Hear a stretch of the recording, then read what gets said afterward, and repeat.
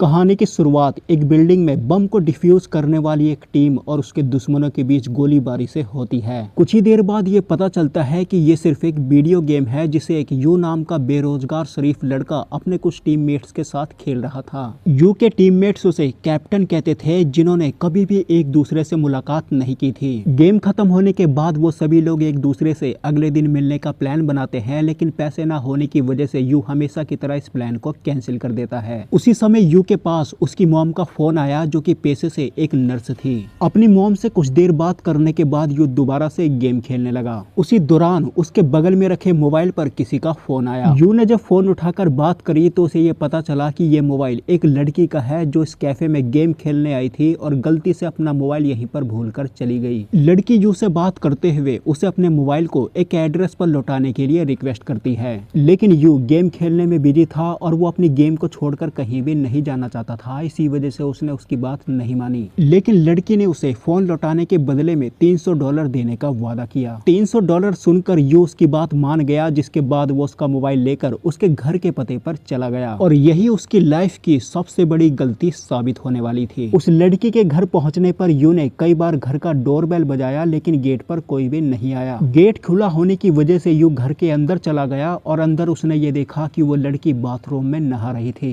You ने उस लड़की को ये बताया कि वो उसका फोन लेकर आ गया है, जिसके बाद उस लड़की ने उससे ये कहा कि ऊपर वाले कमरे में बेड पर उसके पैसे रखे हैं, वहां से वो पैसे ले ले और फोन को वहीं पर रखकर चला जाए। यू ने उसकी बात मानकर सेम ऐसा ही किया। उसने बेड पर उसका फोन रखा और पैसे लेकर वहां से चला गया। अगली सुबह यू जब अपने कमरे में सो रहा था तो अचानक से कुछ पुलिस वाले उसके कमरे में घुसे, जिन्होंने उसे एक खतरनाक अपराधी समझकर दबोच लिया और बिना कुछ बताए उसे पकड़कर अपने साथ वहां से ले गए। बाद में पता चलता है कि यू को उस लड़की की हत्या और रेप के इल्जाम में गिरफ्तार किया गया है, जिस लड़की का मोबाइल पिछली रात यू उसके घर पर लौटाने गया था। यू को बिल्कुल भी समझ नहीं आ रहा था कि आखिर ये सब उसके साथ क्या हो रहा है। दूसरी तरफ यू की माँ अपने बेटे के लिए मदद मांगने एक सरकारी वकील मिस्टर मैन के ऑफिस में गई। मिस्टर मैन ने यू की मॉम को पहले तो यू का केस लड़ने से मना कर दिया, लेकिन कुछ देर बाद वो यू का केस लड़ने के लिए रेडी हो गया। लेकिन कोर्ट में सारे सबूत यू के खिलाफ चले जाते हैं। कोर्ट में सीसीटीवी फुटेज, दरवाजे और चाकू पर यू के फिंगरप्रिंट्स, यू के हाथ पर लड़की का खून और यहाँ तक कि मैच हो चुका स्पर्म का सैंपल भी पेश किया जाता है। लेकिन इन सब के बावजूद यू बार बार कोर्ट में ये कह रहा था कि वो निर्दोष है, उसने किसी का खून नहीं किया। लड़की को लगभग 31 बार चाकू मारकर बेरहमी से मारा गया था। इसीलिए अदालत सभी सबूतों की जांच करके यू को आजीवन कारावास की सजा सुना देती है। अदालत के अंदर यू की माँ अपने एकमात्र बेटे को बिना किसी दोष के खोकर फूट फूट कर रोने लगी, लेकिन किसी ने भी उनकी सच्चाई पर भरोसा नहीं किया और निर्दोष यू को जेल में ले जाकर बंद कर दिया गया। अगले दिन जेल के अंदर सभी कैदियों के साथ यू भी अपने सेल से बाहर निकला। वो कोई अपराधी नहीं था, वो एक शरीफ लड़का था, इसीलिए वो जेल के अपराधियों को देखकर बुरी तरह डर गया था। डरी हुई हालत में वो दीवार के एक कोने में जाकर चुपचाप छुप गया। उस जेल का सबसे बड़ा माफिया डुकसुक नाम का एक क्रिमिनल था, जिसके आदमियों ने यू को देख लिया। उन लोगों ने यू को पकड़ा और जबरदस्ती यू को डुकसुक के पास ले गए। डुकसुक ने यू से बात करते हुए बड़े ही गर्व के साथ उसे अपने क्राइम के बारे में बताया। साथ ही उसने यू से भी ये कहा कि उसने भी जो भी कुछ किया है उसे वे स्वीकार करके उस पर गर्व करे, जिसका जवाब देते हुए यू ने उससे ये कहा कि उसने कुछ नहीं किया। लेकिन इसके बावजूद डुकसुक और उसके आदमी बार बार यू को रेपिस्ट कह रहे थे, जिसकी वजह से यू को इतना ज्यादा गुस्सा आया कि उसने डुकसुक की नाक पर पंच मारकर उसे नीचे गिरा दिया। जिसके बाद डुकसुक के लोगों ने यू को पकड़ा और वहीं पर बुरी तरह मारने लगे। डुकसुक भी उठकर यू को बुरी तरह मारने लगा एंड ये सारी चीजें सीसीटीवी के माध्यम से एक ऑफिसर देख रहा था, लेकिन उसने कुछ नहीं किया। लास्ट में एक ऑफिसर ने वहां पर आकर उन लोगों की लड़ाई छुड़वाई। डुकसुक ने अपने नाक से बहते हुए खून को दिखाते हुए उस ऑफिसर से ये कहा कि सबसे पहले यू ने उन लोगों पर हमला किया था। उस ऑफिसर ने डुकसुक की बात मान ली और सजा के तौर पर यू को जेल की सबसे अंधेरी काल कोठरी में बंद कर दिया। 2 दिन बाद यू को उस काल कोठरी से बाहर निकाला गया, जिसे देखकर डुकसुक को बहुत गुस्सा आया। कुछ देर बाद यू जब जेल के अंदर साफ सफाई का काम कर रहा था तो उसी दौरान डुकसुक और उसके लोगों ने उसे पकड़कर बहुत मारा। इधर जेल के बाहर यू की माँ बिना धूप और बारिश की परवाह किए बिना अपने बेटे को निर्दोष और उसे न्याय दिलाने की मांग कर रही थी, लेकिन पब्लिक ने भी यू को अब दोषी मान लिया था। इसी वजह से उसकी माँ के प्रति उनका व्यवहार बिल्कुल भी ठीक नहीं था। कुछ दिनों बाद यू की माँ मिस्टर मैन के साथ यू से मिलने जेल में पहुंची, जहां पर उसने यू से बात करते हुए यू से ये कहा कि उसने एक ऐसे व्यक्ति को ढूंढ लिया है जो उसे निर्दोष साबित कर सकता है। यू के हाथों में लगे घाव को देखकर उसकी मां ने उसे मोटिवेट करते हुए उससे ये कहा कि हालातों के सामने उसे टूटना और झुकना नहीं है, वो किसी भी कीमत पर उसे छुड़ा लेगी। वो किसी रेपिस्ट की मां बनकर नहीं रहना चाहती और ना ही उसे बिना किसी दोस्त के इतने कष्ट में देख सकती है। अपनी मां की बातों से यू को जीने की उम्मीद मिली, जिसके बाद से वो सारी चीजों की टेंशन छोड़कर खाने पीने पर ध्यान देने लगा। दुख सुख के लोग उसे रोज बुरी तरह मारते थे और बिना किसी कारण के उसे रोज काल कोठरी में रखा जाता था। इसी तरह कई दिन बीत गए एंड इतना मार खाने के बाद यू अब बहुत मजबूत बन गया था। उसके अंदर अब किसी भी तरह का कोई भी डर नहीं था। यू अपने स्कूल के समय में ताइक्वांडो खिलाड़ी था, इसलिए उसने जेल के अंदर ही अब ताइक्वांडो की ट्रेनिंग शुरू कर दी। एक दिन यू की मुलाकात एक भयानक कैदी से होती है जिसने एक आदमी को मारकर उसे पकाकर खा लिया था, लेकिन वो यू के प्रति बहुत दयालु था। उसने उसके घाव पर लगाने के लिए उसे दवाई दी। अगले दिन यू दोपहर के भोजन के समय डुकसुक की आंखों में आंखें डालकर उसे देखता हुआ जा रहा था, जिसकी वजह से डुकसुक का ईगो हर्ट हो गया और उसे बहुत गुस्सा आया, क्योंकि आज तक किसी भी कैदी ने उसे इस तरह आंखों में आंखें डालकर नहीं देखा था। डुकसुक को इतना ज्यादा गुस्सा आया कि उसने अपने लोगों के साथ मिलकर यू को मारने का प्लान बनाया, लेकिन यू इस बार पूरी तरह तैयार था। वो अपने आसपास पड़े लोहे की कीलों को कागज में लपेटकर इलास्टिक के माध्यम से तीर की तरह डुकसुक के लोगों पर चलाने लगा। इसी तरह उसने कुछ ही देर में डुकसुक के सारे आदमियों को एक एक करके घायल कर दिया, जिसके बाद फाइनली उसके सामने डुकसुक आया। वो डुकसुक से बिल्कुल भी नहीं डरा, उसने डुकसुक को भी घायल करके वहीं पर छोड़ दिया। उसी दौरान वहां पर पुलिस आई, जिन्होंने यू को देखा तो लेकिन उसे कुछ नहीं किया। अगले दिन जेल के अंदर यू से मिलने उसका वकील मिस्टर मैन आया, जिससे यू ने जब ये पूछा कि उसकी माँ कहाँ है तो मिस्टर मैन ने उसे उसकी माँ का डेथ सर्टिफिकेट देते हुए उससे ये कहा कि उसकी माँ उसका पीड़ा सहन नहीं कर सकी, इसीलिए उसने आत्महत्या कर ली है। उसकी इन बातों को सुनकर यू के पैरों तले जमीन खिसक गई और वो बहुत रोया। कुछ देर बाद मिस्टर मैन ने एक कागज पर यू से साइन करने को कहा ताकि उसकी माँ का अंतिम संस्कार किया जा सके। साइन करते वक्त यू को ये बात पता चली कि उसे उसकी माँ को आखिरी बार देखने की अनुमति भी नहीं दी गई है। इसे पढ़कर यू फूट फूट कर रोने लगा, क्योंकि वो अब दुनिया में बिल्कुल अकेला हो गया था। उसी रात यू ने अपने सपने में अपनी माँ को देखा और उसे गले लगाकर खूब रोया। जिसके बाद अगले दिन यू जेल के अंदर एक कोने में उदास बैठा था। तभी उसको मारने के मकसद से डुकसु और उसके लोग उसके पास आए, लेकिन उसी दौरान जब कुछ पुलिस ऑफिसरों ने लड़ाई रोकने की कोशिश की तो डुकसुक के लोगों ने उन्हें ही पकड़ लिया। जिसके बाद डुकसुक ने अकेला समझकर यू को मारने की कोशिश की, लेकिन वो यू को मारता उससे पहले ही यू ने एक चाकू की मदद से उसके चेहरे पर हमला कर दिया। एंड कुछ देर बाद जब पुलिस वाले वहां पहुंचे और यू को सरेंडर करने को कहा तो यू ने उसी चाकू से खुद को मारकर घायल कर लिया, जिसकी वजह से पुलिस वाले यू को एक वैन में लिटाकर हॉस्पिटल में ले जाने लगे। गाड़ी के अंदर यू ने बड़े ही चालाकी से पुलिस ऑफिसर पर हमला कर दिया। हाथापाई के दौरान जब एक पुलिस ऑफिसर ने गोली चलाई तो उसकी गोली ड्राइवर के पैर में लग गई और गाड़ी अनकंट्रोल हो गई, जिसकी वजह से गाड़ी वहीं पर पलट गई। गाड़ी के पलटते ही सभी पुलिस ऑफिसर घायल हो गए, लेकिन यू ने जैसे तैसे करके खुद को आजाद किया और गाड़ी से बाहर आया।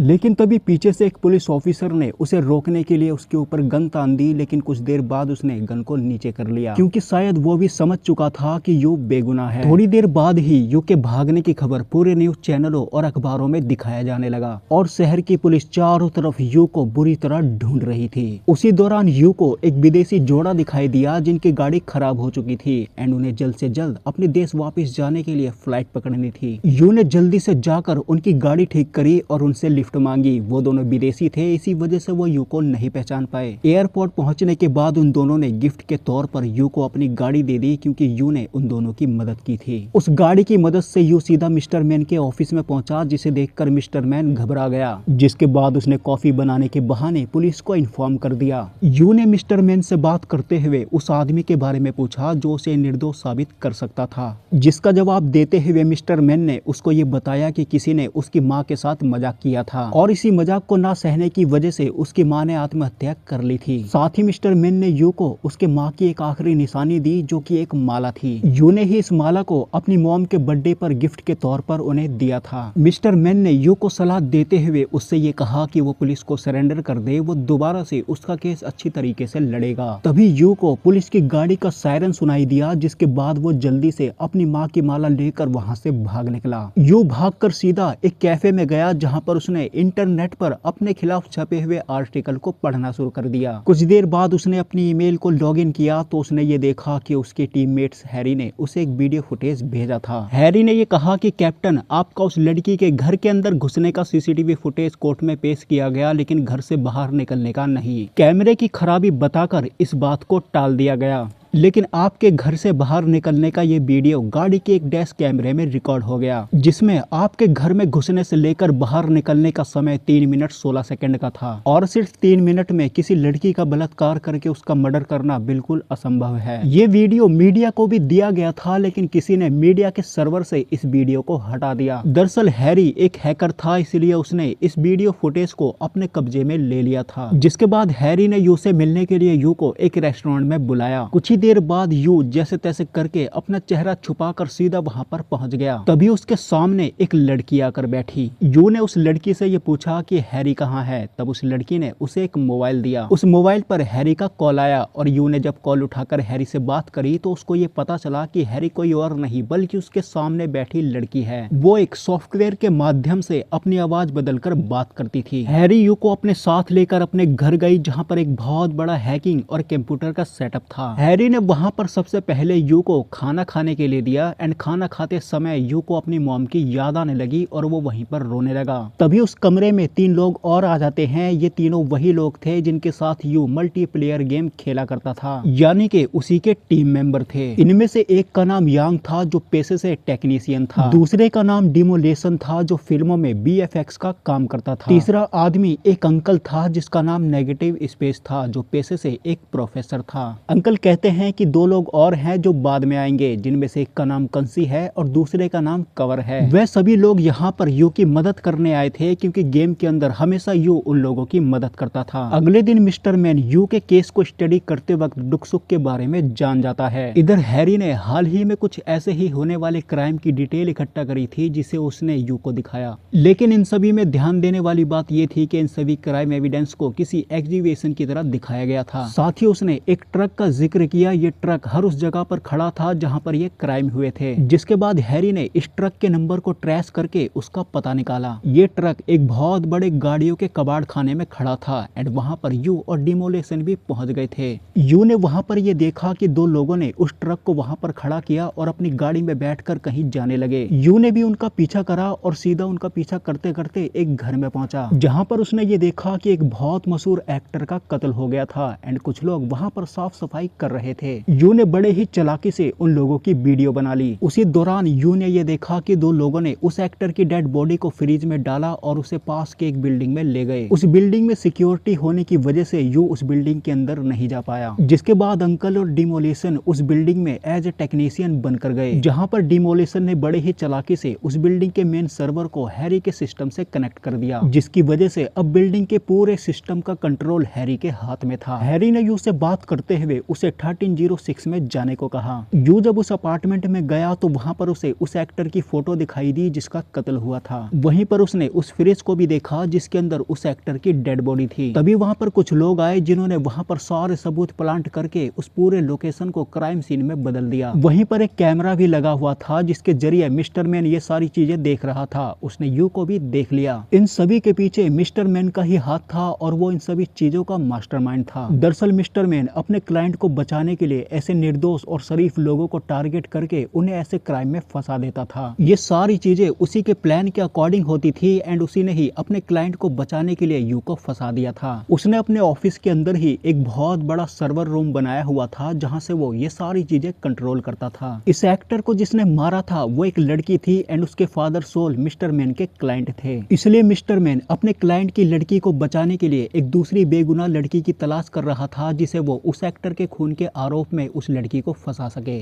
मिस्टर मैन ने जब उस एक्टर की थोड़ी छानबीन करी तो उसको ये पता चला कि उस एक्टर को बार गर्ल बहुत पसंद थी एंड फिर उसने एक हान नाम की लड़की को सेलेक्ट किया जो डांस बार में काम करती थी। अगले दिन मिस्टर मैन के कुछ लोग हान के घर गए एंड उन लोगों ने हान को बेहोश करके हान के कुछ DNA सैंपल ले लिए। इन सभी सैंपल को उन लोगों ने उस एक्टर के घर पे प्लांट कर दिया ताकि इन्वेस्टिगेशन में हान पर आरोप लग जाए। जिसके बाद मिस्टर मैन ने अपनी सेक्रेटरी से बात करते हुए उसे दुख सुख को जेल से निकालने की बात कही। इधर हैरी ने जब उस अपार्टमेंट की डिटेल निकाली तो उसे सोल के बारे में पता चला। साथ ही उसे ये भी पता चला कि सोल की बेटी का अफेयर उस एक्टर के साथ था। जिसके बाद हैरी ने जब उस एक्टर के घर के फिंगरप्रिंट्स को स्कैन करके डिटेल निकाली तो उसे हान के बारे में पता चला, जिसे मिस्टर मैन फंसाने वाला था। हान की लोकेशन लेकर यू और डेमोलेशन एक पार्लर के पास पहुंचे जिसके अंदर हान मौजूद थी। उन्होंने बड़े ही चालाकी से हान के फोन में एक बग डाल दिया जिससे वो अब हान की बातें सुन सकते थे। उसी दौरान वहां पर हान का भाई पहुंच गया जिसने पैसों के लिए हान को मारना शुरू कर दिया। ये चीज यू को अच्छी नहीं लगी तो उसने उसके भाई को रोकते हुए हान की मदद करी। अगले दिन हान के फोन पर एक लड़की का फोन आया जिसने हान से बात करते हुए हान से ये कहा कि हान अपना वॉलेट कहीं भूल गई है। साथ ही उसने हान को एक लोकेशन बताकर ये कहा कि वो इस लोकेशन पर आकर अपना वॉलेट ले जा सकती है। हान का फोन ट्रैक होने की वजह से यू ने भी उस लड़की की आवाज सुनकर उस लड़की की आवाज को पहचान लिया। ये लड़की वही थी जिसने यू को भी $300 देने के बहाने एक लोकेशन पर बुलाया था। कुछ देर बाद हैरी ने उस लड़की को फेक कॉल करके उससे कुछ देर बातें करी और उसके लोकेशन का पता निकाल लिया। एंड यू जब उस लड़की को पकड़ने के लिए उस लड़की के पास गया तो वो लड़की बड़े ही चालाकी से एक आदमी के साथ बाइक पे बैठकर वहां से भाग निकली। यू भी अपनी गाड़ी में बैठकर उसका पीछा करने लगा, लेकिन कुछ देर बाद उसे पुलिस वालों ने चारों तरफ से घेर लिया। लेकिन पुलिस उसे पकड़ती उससे पहले ही वहां पर डुकसुक पहुंच गया जिसने यू को पकड़ा और अपने साथ उसे एक वेयर हाउस में ले गया, जहां पर उसने यू को बुरी तरह टॉर्चर करना शुरू कर दिया। थोड़ी देर बाद ही वहां पर SWAT की टीम पहुंच गई क्योंकि उन लोगों को हैरी ने आवाज बदलकर कॉल की थी और ये कहा था कि कुछ लोग उस वेयर हाउस के अंदर उसकी इज्जत लूटने की कोशिश कर रहे हैं। ये बात सुनकर SWAT टीम वेयर हाउस के अंदर घुस गई जहां पर उन्होंने स्मोक बम फेंकना शुरू कर दिया। स्मोक की आड़ में यू अपनी जान बचाकर वहां से भाग निकला और बाहर उसे हैरी मिली जिसने उसे गाड़ी में बैठाया और वहां से निकल गई। हैरी के पास एक डिवाइस था जो रास्ते में बजने लगा।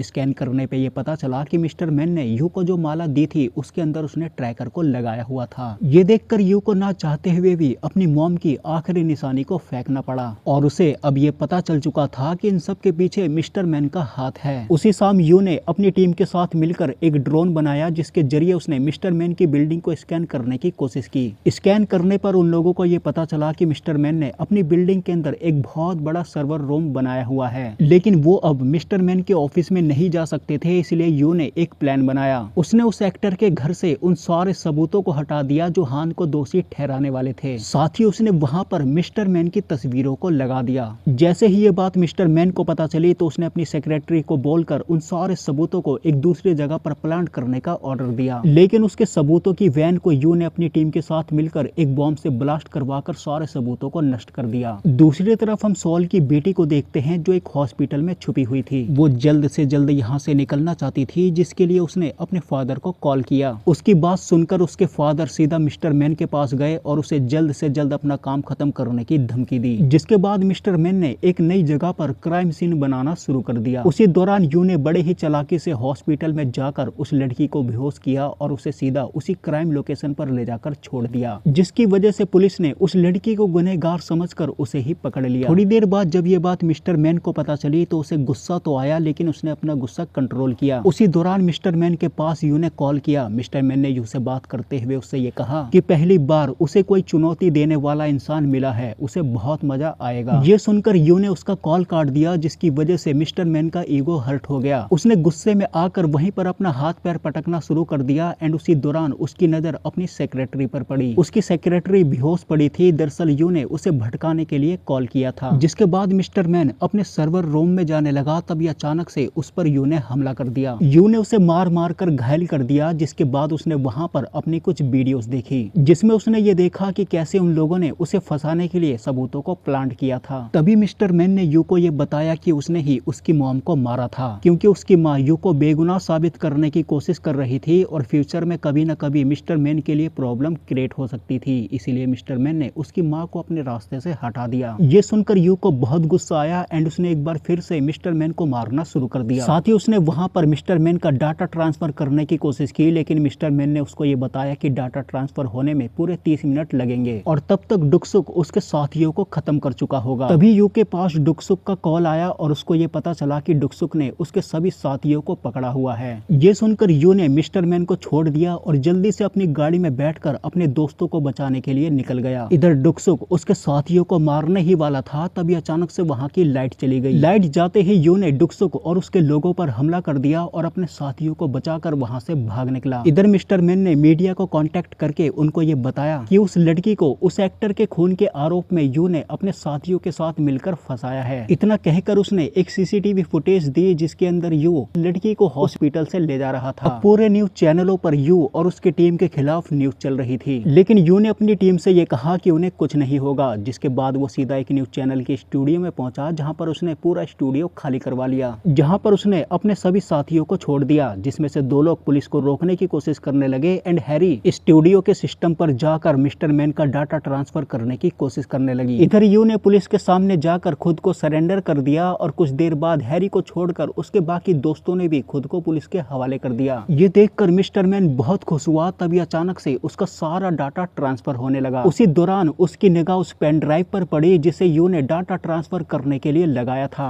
उसने जल्दी से उस पेन ड्राइव को निकाला, लेकिन तब तक उसका सारा डाटा ट्रांसफर हो चुका था। जिसके बाद हैरी ने अपने बाकी के 2 टीम मेंबर्स कवर और कंसी की मदद से उन सारी वीडियोस को दुनिया भर के न्यूज चैनलों पर दिखाई जो मिस्टर मैन के डाटाबेस में मौजूद थी, जिसकी वजह से लोगों को ये बात पता चली कि इन सब के पीछे मिस्टर मैन का हाथ है। वो अपने क्लाइंट्स को बचाने के लिए बेगुनाहों को टारगेट करता था एंड उसी ने ही यू को भी टारगेट किया था। जब ये सच्चाई दुनिया के सामने आई तो पुलिस ने यू और उसके साथियों को छोड़ दिया और फिर मिस्टर मैन और डुकसुक को पकड़कर उसी जेल में बंद कर दिया। अगले दिन यू अपने दोस्तों के साथ मिलकर हंसते हुए डिनर करता है एंड ये मूवी यहीं पर खत्म हो जाती है। तो दोस्तों आज की वीडियो में सिर्फ इतना ही। मैं मिलूंगा आपको नई वीडियो में नए टॉपिक के साथ, तब तक के लिए धन्यवाद।